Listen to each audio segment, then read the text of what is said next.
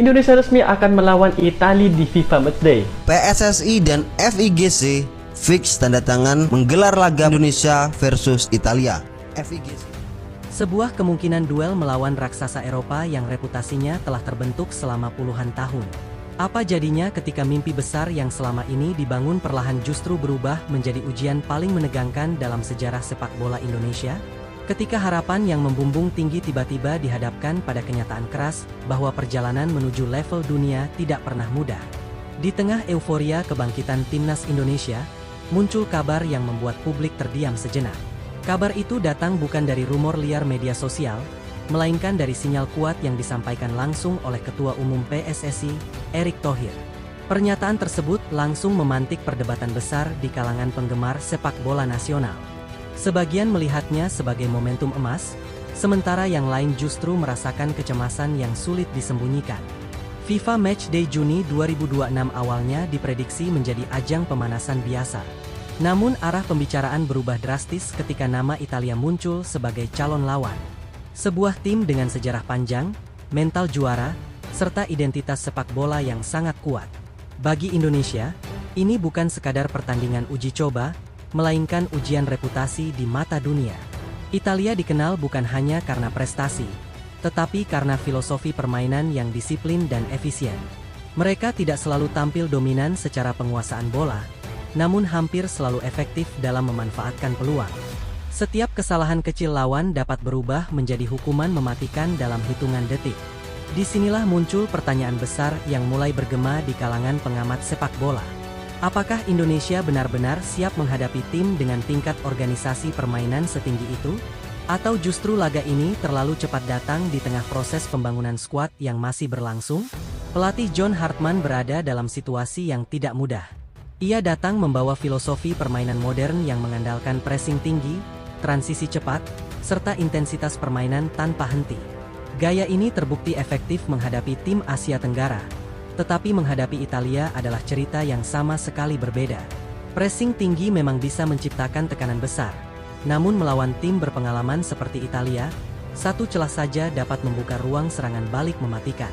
Italia sangat piawai membaca ritme pertandingan dan menunggu momen yang tepat untuk menyerang. Waktu persiapan menjadi tantangan berikutnya.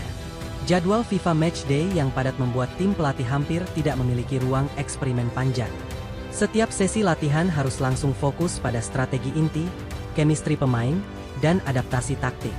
Situasi ini membuat Hartman mulai mempertimbangkan langkah berani, yaitu membuka kembali pintu bagi beberapa pemain yang sebelumnya tidak masuk dalam rencana utama. Keputusan ini bukan tanpa risiko, namun juga membuka peluang menghadirkan energi baru dalam skuad Garuda. Nama Ezra Walian kembali mencuri perhatian. Striker dengan mobilitas tinggi ini dikenal mampu bergerak fleksibel di lini depan. Ia bukan hanya pencetak gol, tetapi juga pemain yang mampu membuka ruang dan menghubungkan serangan. Pergerakan tanpa bola Ezra menjadi salah satu aspek yang dinilai cocok dengan sistem pressing modern. Kemampuannya turun menjemput bola serta membantu build-up serangan membuatnya menjadi opsi menarik bagi pelatih. Kemudian ada Marcelino Ferdinand, pemain muda yang perlahan berkembang menjadi motor kreativitas tim. Pengalamannya bermain di Eropa memberikan nilai tambah yang tidak dimiliki banyak pemain Indonesia lainnya. Marcelino memiliki keberanian mengambil keputusan cepat di area sempit. Kemampuan membaca ruang serta visi umpan progresif membuatnya berpotensi menjadi kunci dalam menghadapi pertahanan disiplin Italia. Nama berikutnya adalah Sadil Ramdhani, sosok sayap eksplosif yang dikenal dengan akselerasi dan keberanian duel 1 lawan 1. Setelah sempat menghilang dari radar timnas, performanya kembali menunjukkan peningkatan signifikan. Kecepatan Sadil dapat menjadi senjata penting dalam skema serangan balik. Melawan tim yang bermain dengan garis pertahanan tinggi, pemain dengan kemampuan penetrasi seperti dirinya bisa menciptakan kejutan. Rafael Struijk juga menjadi perhatian utama. Penyerang serba bisa ini memiliki fleksibilitas posisi yang sangat dibutuhkan dalam sepak bola modern. Ia mampu bermain sebagai winger, striker bayangan, maupun penyerang utama. Kombinasi keempat pemain ini membuka kemungkinan pendekatan taktik yang berbeda. Indonesia tidak harus mendominasi permainan, tetapi bisa mengandalkan kecepatan transisi dan efektivitas peluang.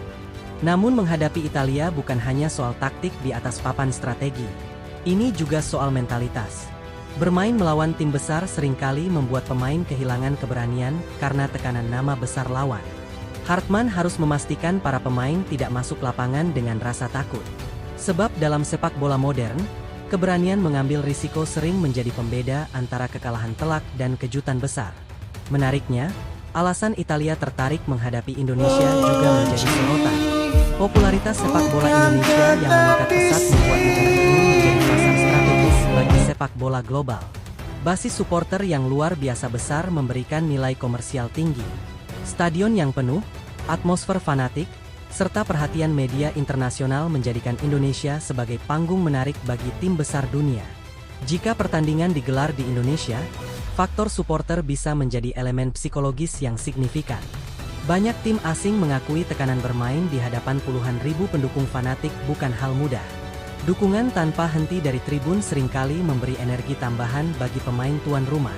Atmosfer seperti ini dapat mengubah jalannya pertandingan, bahkan ketika kualitas di atas kertas tidak seimbang. Namun ekspektasi publik juga membawa tekanan besar. Ketika harapan terlalu tinggi, setiap kesalahan kecil bisa berubah menjadi kritik besar yang memengaruhi mental pemain muda.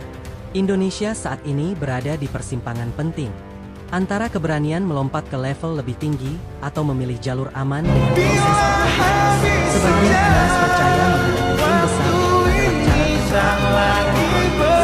Pengalaman menghadapi tekanan ini tidak bisa digantikan oleh latihan biasa.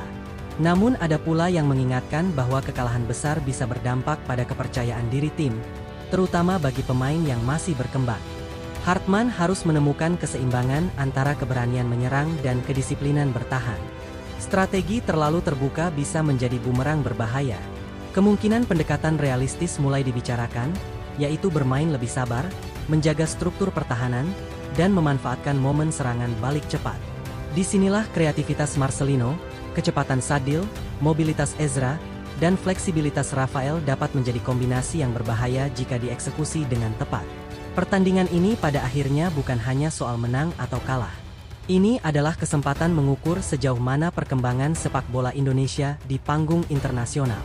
Dunia akan melihat bagaimana Indonesia menghadapi tekanan, bagaimana pemain bereaksi terhadap tempo permainan Eropa, dan bagaimana strategi pelatih diuji secara nyata. Jika Indonesia mampu tampil kompetitif, bahkan tanpa kemenangan, dampaknya bisa sangat besar terhadap citra sepak bola nasional. Sebaliknya, jika permainan runtuh sepenuhnya, laga ini bisa menjadi pelajaran keras tentang jarak yang masih harus dikejar menuju level elit dunia. Namun sepak bola selalu menyimpan ruang untuk kejutan. Banyak sejarah besar lahir dari pertandingan yang awalnya dianggap mustahil dimenangkan. Kini publik hanya bisa menunggu bagaimana keputusan akhir tim pelatih. Apakah 4 pemain comeback ini benar-benar menjadi bagian dari strategi besar menghadapi Italia? Satu hal yang pasti, laga ini akan menjadi momen yang menentukan arah perjalanan timnas Indonesia ke depan. Antara langkah berani menuju pengakuan dunia atau pelajaran pahit yang justru memperkuat fondasi masa depan. Dan ketika peluit pertama nanti akhirnya berbunyi, semua teori, semua perdebatan, dan semua kekhawatiran akan berubah menjadi satu hal sederhana. 11 pemain Garuda melawan sejarah, membawa harapan jutaan rakyat Indonesia di atas lapangan hijau.